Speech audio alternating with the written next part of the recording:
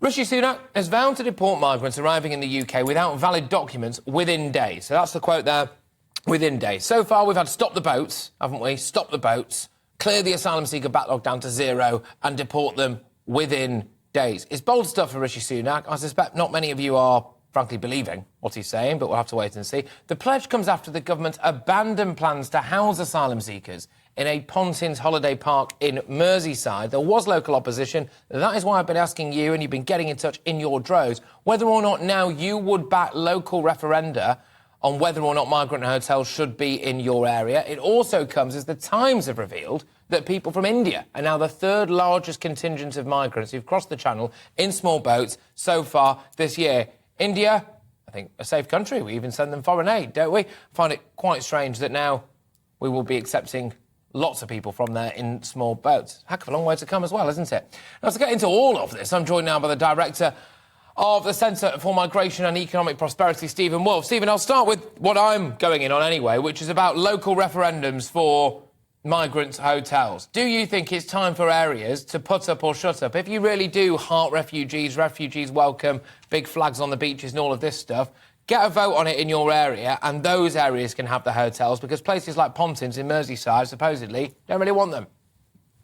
Oh, I absolutely agree that there should be local referenda, because there's certainly places in the north, the northwest in particular, and those on the coastal areas of Northumberland and Lincolnshire that have got far more than their kind of need for their communities. They're the ones who have lots of these hotels are taking places in. But I don't see a great deal in the leafy suburbs of Suffolk or Hampshire or Surrey. So why not allow the people to know when these people are coming in to stay in a hotel, have a referenda, and if they say no, then it forces the Home Office to choose somewhere else. And if those people believe that they want to welcome refugees, they can let them into. Well, this is the thing, because I suspect what we'd see is a pattern emerging of certain areas, dare I say it, the Islingtons of this world, or some inner city areas, where there's a cabal of Guardianistas, and they'd all be in favour of it, and I'd say that's absolutely fine, because there's probably a higher population there as well, less reliant on tourism, less reliant on a seaside hotel or holiday park, and actually these people will be more easily absorbed into the area. But actually what we're seeing at the minute, I suspect, Stephen, is people who are the chattering classes around North London, they're able to sit back and swill their Chablis and say, oh, isn't it awful that we're putting them in these hotels? But actually it's the fair people of Skegness or Scunthorpe, or like we had here in Southport, who are actually bearing the brunt of this crisis.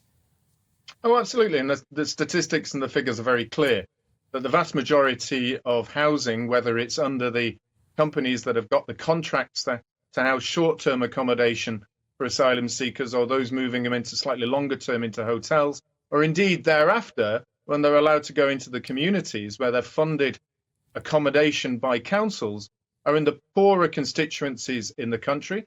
They're predominantly the Midlands and the North, not the South. Yeah.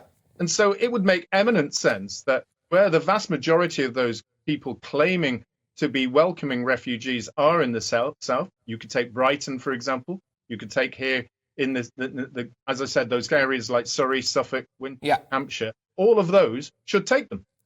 Yeah, indeed. Now, talking of people that we should take or otherwise, there has been an interesting increase in the number of people from India who have been arriving in small boats. 250 in January, they came across the Channel. That's compared with 233 who arrived in the first 9 months of last year. A marked increase, of course, and if we play that out, that will hit big numbers, indeed. Should we be refusing anyone from India asylum? Well, I think they've got to be in the same category as Albania. It is a safe country. There is a reason why they're coming over here and wanting to stay, because predominantly a lot of them are getting a better education and a cheaper education, one that helps them with advantages when they go back.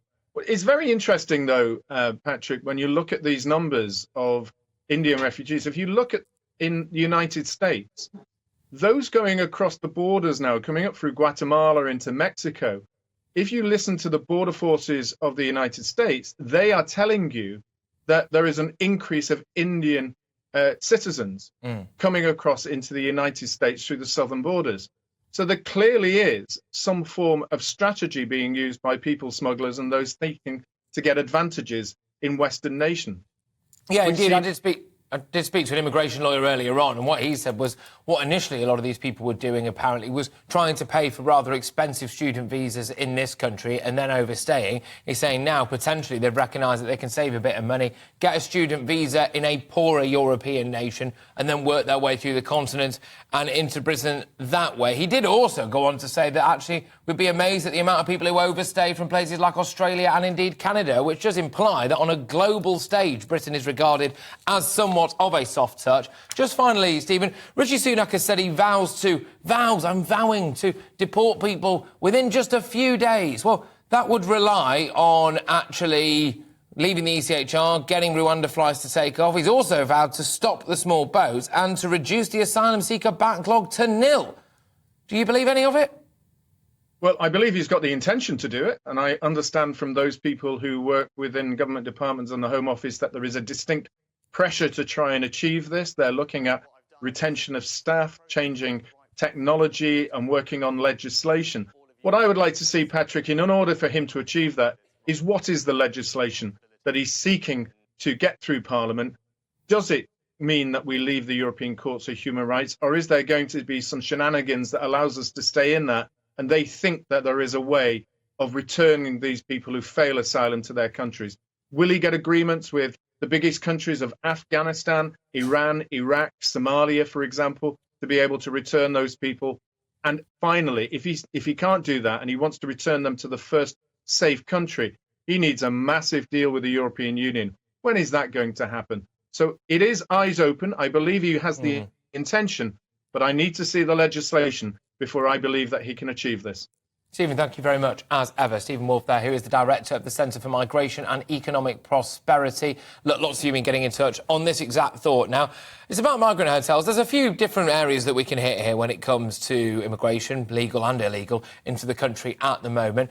The Pontins Hotel, which is in Southport, in Merseyside, was reportedly being looked at by the Home Office as an alternative to hotels. So it's more of... Everyone knows what Pontins is, don't they? I don't really need to hold your hand through that one. It's a holiday park in the northwest, OK? And people were saying, well, maybe this would be good. It's a bigger facility. It's a little bit more separate. But actually, clearly, a lot of residents and anyone who works in the local economy will say it is a massive draw for people. It helps with tourism. It helps with the wider economy. And people as well, and this all too often gets forgotten when people talk about migrant hotels, is all of these hotels and all of these holiday parks have staff, have people who work there. What happens to them? Well, they get the old heave-ho, don't they? And then Home Office officials and whoever else comes in. So people are being rendered completely unemployed as a result of our migrant hotels, as well as the local economy missing out. Well, look, local residents were quite angry about this. In the end, the Home Office appears to have backed down. I'm calling now for local referendums. I think enough is enough when it comes to this kind of stuff. A lot of places are taking the absolute brunt of it, and it's not your big, lovey, lefty areas that you would expect down south. They tend to actually get off almost scot-free. It's a lot of the places in the Red Wall, it's a lot of the places up north, it's a lot of the places in the northeast who appear to be doing more than their fair share when it comes to taking migrant hotels at a big cost to their local economy. And I want to know whether or not you would back a referendum in your local area on this. And frankly, I think it might give a lot of people quite a bloody nose, because they'd be able to paint a map of Britain, wouldn't they? We'd be able to say, well, actually, maybe now Britain has had enough of this and we want something to be seriously done about it. John says, my area votes to have a migrant... If my area votes to have a migrant hotel within it, all the surrounding areas vote against, and a migrant living in my area travels around committing crimes. It's a ridiculous idea. Border control and migration for the government to manage, not individual villages, towns, boroughs and districts. Yeah, I understand that, but actually what's currently happening, John, I agree with you, by the way, but what is currently happening, John, and we can't get around this, is that your local area, including your local council, is not being informed before one of these hotels just pops up. And so at least this would give you somewhat of a say. Up to you there, John. Of course, we've got time for another one now, I believe. Who are we going to go to? Alex says, yes, we should be able to vote.